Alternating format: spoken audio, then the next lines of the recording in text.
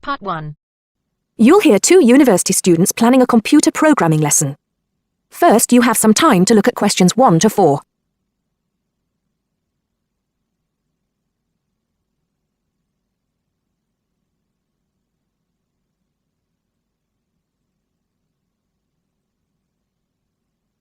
Now listen carefully and answer questions 1 to 4.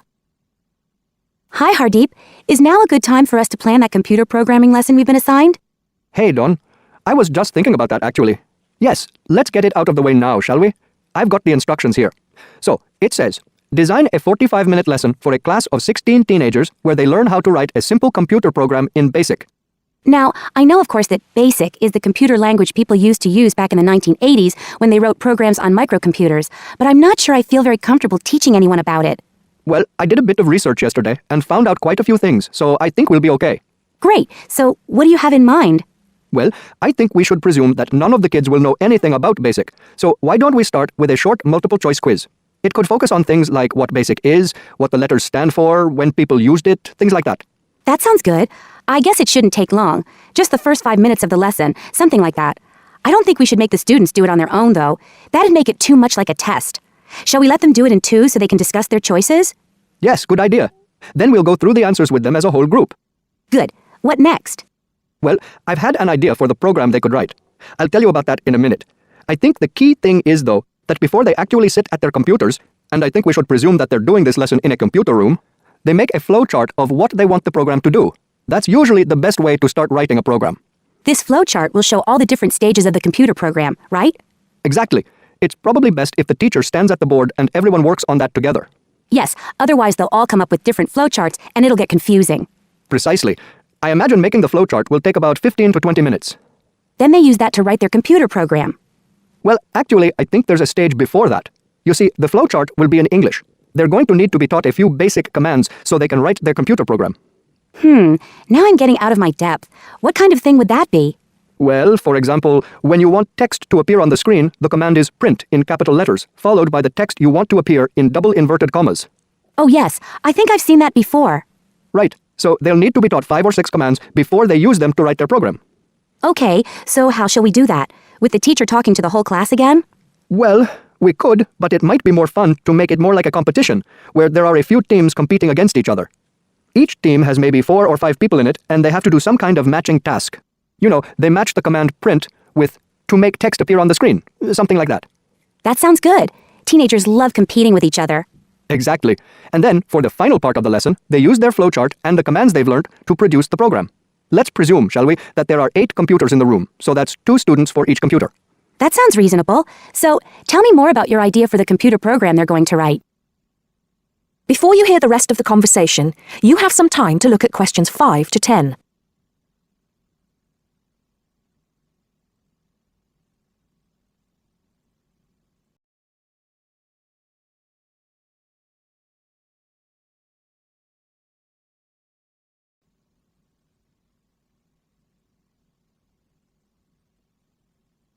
Now listen and answer questions 5 to 10.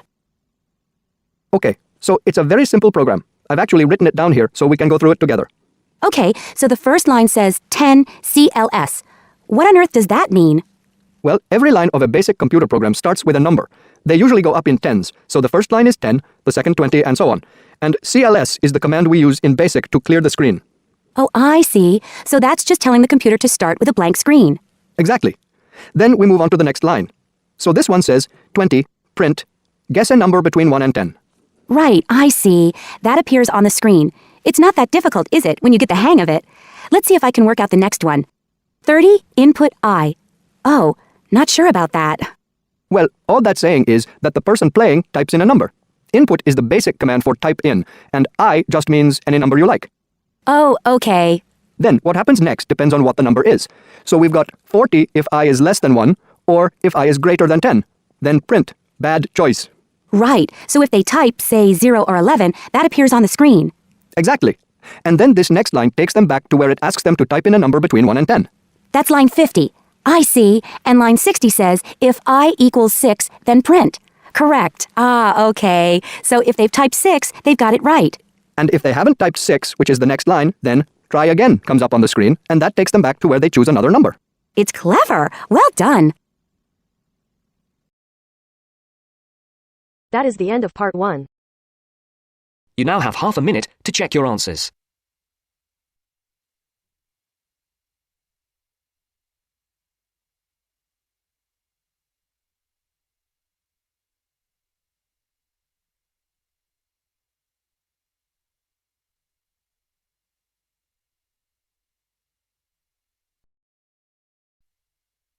Now turns to part 2. Part 2. You will hear 2 first-year engineering students discussing their project on devices which have been specially designed for use in developing countries. First, look at questions 11 to 14.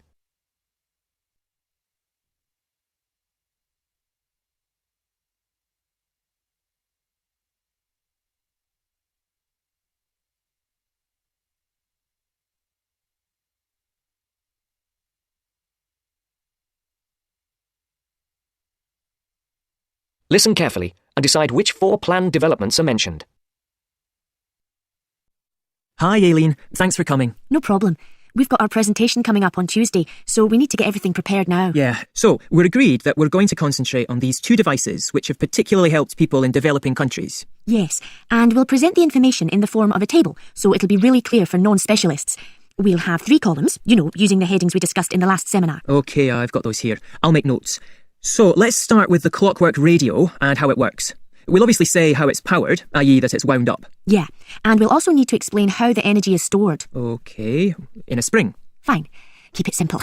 But we also need to say that the thing which makes the mechanism so special is the inclusion of a gearbox, which makes it possible to release energy extremely slowly. And that means that it can operate for a long time with minimal effort. OK. Now, the next section is what are its benefits? I suppose we just need to emphasise that it costs a lot less than radios which use batteries. And if we want to, we can explain that these can cost as much as a week's wages in some parts of the world. Absolutely. And related to that, of course, is the fact that people don't have to depend on buying anything in a store, which in remote rural areas is really important. And then in the developments column, I think the most important thing we need to say is that the combination of the wind-up mechanism with a solar cell means that during the day it runs on the sun's energy, and you only have to wind it up when it's dark, which makes it a much more attractive option. And that's probably that for the radio. Yep. Before the broadcast continues, look at questions 15 to 20.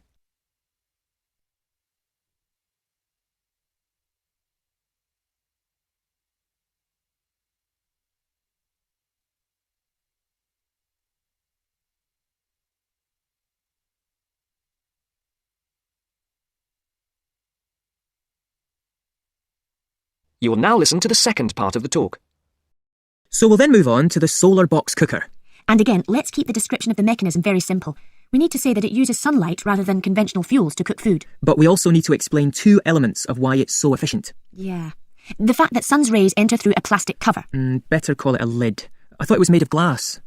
Not according to my research. OK. And then we just say that light is transformed into heat and... Because it has a longer wavelength means that it gets trapped. And so it cooks the food. Good. Right. And then where do we begin on the advantages? There's so many. I suppose we have to begin with the fact that you no longer need to cut down trees, which brings a whole raft of other benefits in its turn. Sure. And related to that, I think we need to say that because dung is no longer needed as a fuel for cooking, it can be used as a fertiliser. Which leads to better harvests. And then there's the fact that there is absolutely no smoke. I was reading somewhere that there's a huge incidence of lung complaints, especially among women and children who have to breathe in smoke from conventional cookers. So that's another plus point. Yep. And then we need to say something about the way cookboxes have been improved. I think we can emphasise the fact that a reflector is often added at an angle to the lid to maximise the amount of light entering. Yes, good point. And also, I read about the fact that the floor or base of the box is raised, which improves heat retention. Oh, and I think we should mention the fact that many of the new boxes have a sloping or inclined lid, which increases the surface area to capture the sun's rays. Yes, that's a good point to finish on, I think. So, I'll write up that table on an OHT if you like, and we're all set for our presentation. Yes, great. If there's anything else that you think we should discuss... That is the end of part 2. You now have half a minute to check your answers.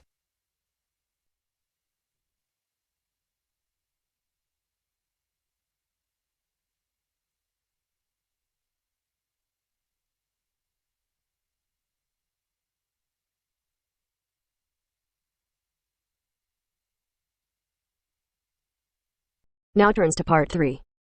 Part 3. We'll hear a discussion between 3 students, David, Joseph, and Carrie. In the first part of the discussion, they will be talking about lounges in different school buildings on campus. First look at questions 21 to 24.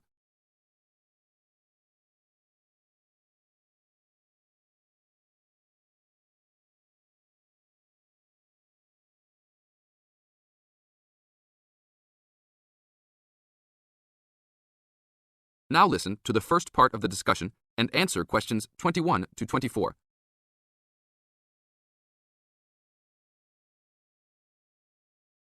Hey, Joseph. Long time no see. How's it going? Oh, hey, David. It's going fine. I'm a little overwhelmed with all these new courses, but I'm hanging in there. Have you met my girlfriend, Carrie? No. Hi, Carrie. Hi, David. Joseph told me about you. You two had quite the time last semester in European history, I hear. Yeah, we like to hang out after class. Now, it's a little harder, though. Lounges aren't as good as they were back there in Wilson Hall. Yeah, they had chairs, couches, and tables to put your stuff on. And that lounge was full. There must have been 25 seats in there. Really?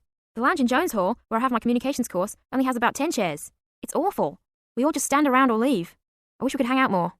Well, Agriculture Hall is next door. Their lounge is on the first floor, and it has couches. I think there are about 6 of them, and they're comfortable and hardly used at all. That's not a good idea. Thanks. But don't go to lounge at Skidmore Hall. I don't even know why they call it a lounge. It's just 4 chairs in the corner of the main walkway. In the second part of the discussion, David, Joseph, and Carrie continue talking about conducting a survey. Before you hear the rest of the talk, you have some time to look at questions 25 to 30.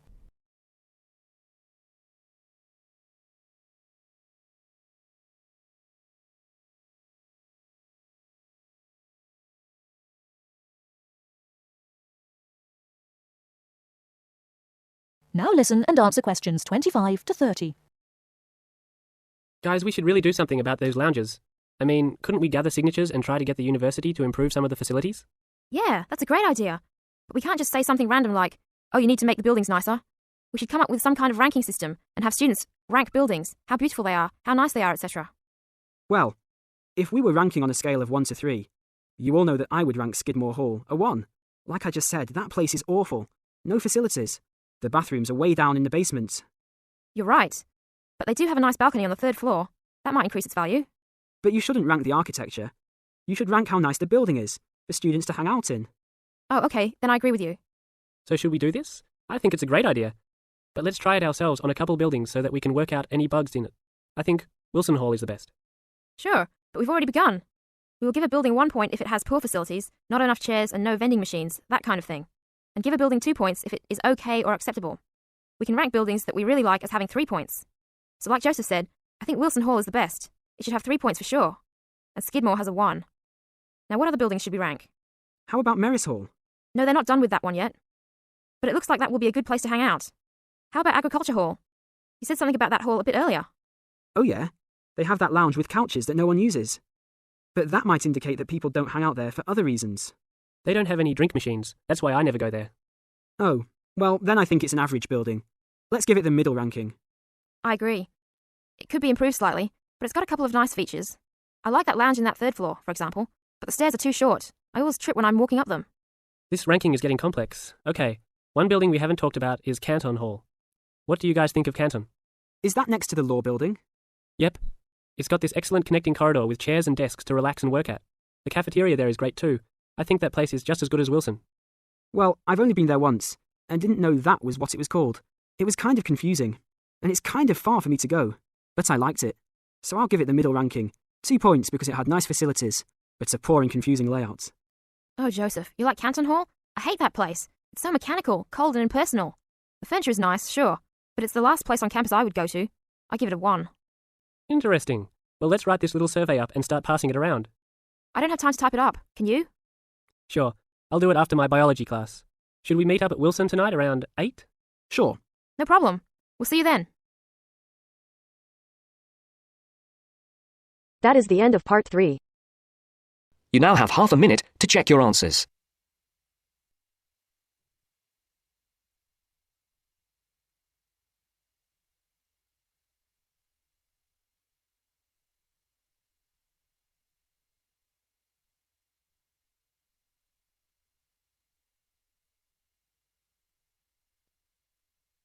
Now turns to part 4. Part 4. You are going to hear some facts and figures about Australia. First, you have some time to look at questions 31 to 40.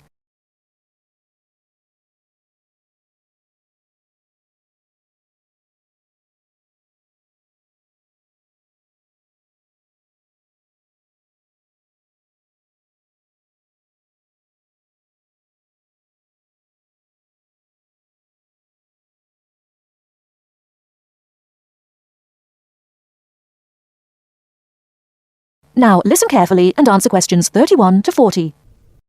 Now, I should tell you that the country of Australia is made up of 6 states and 2 territories. These are the Australian Capital Territory, New South Wales, the Northern Territory, Queensland, South Australia, Tasmania, Victoria, and Western Australia. The national capital is Canberra. Right, let's turn to the Australian economy. Australia has a prosperous Western-style capitalist economy. Australia is a major exporter of agricultural products, minerals, metals, and fossil fuels. Commodity prices have a big impact on the economy. Australia suffered from the low growth and high unemployment typical of the OECD countries in the early 1990s, but the economy has expanded at reasonably steady rates in recent years. In addition to high unemployment, short-term economic problems include how to balance output and inflation and how to stimulate exports. The economy is made up like this: agriculture, 3.1%, industry, 27.7%, services, 69.2%. The labor force has a similar pattern. The total labor force is 8.2 million. 34% work in finance and services, 23% work in public and community services, 20% work in the wholesale and retail trade, 17% work in manufacturing and industry, and 6% work in agriculture. What are the chief industries of Australia? They are mining, industrial, and transport equipment, food processing, chemicals, and steel. What are Australia's main agricultural products? They are wheat, barley, sugarcane, fruit, cattle, sheep, and poultry. And who do we sell our products to? At present, our chief export market is Japan, which takes 24% of our exports. After that, South Korea takes 8%, and New Zealand and the US each take 7%. In years to come, however, we expect China to become a significant trade partner. China already supplies 5% of Australia's imports. This is the same amount as New Zealand. Meanwhile, we take 1/5, in fact 22% of our imports from the US, 17% from Japan, and 6% from the UK. So what sort of things does Australia import? Well, we import a lot of machinery and transport equipment, especially computers and office machines, also telecommunications equipment, and in addition we have to import oil and petroleum products. So let's move to the subject of communications in Australia. We have an estimated 8.7 million telephones and 9.2 million televisions. There are some 134 television broadcast stations and 325 radio stations. The related subject of transport is naturally very important in such a big country as Australia. Let's look at highways first. There are 2 kinds of highways, paved and unpaved. Paved highways are regular roads with a permanent surface. But actually, we have more unpaved highways, around 60%, than paved, when all the country roads are included. In addition, Australia has a railway network of over 38,000 kilometers.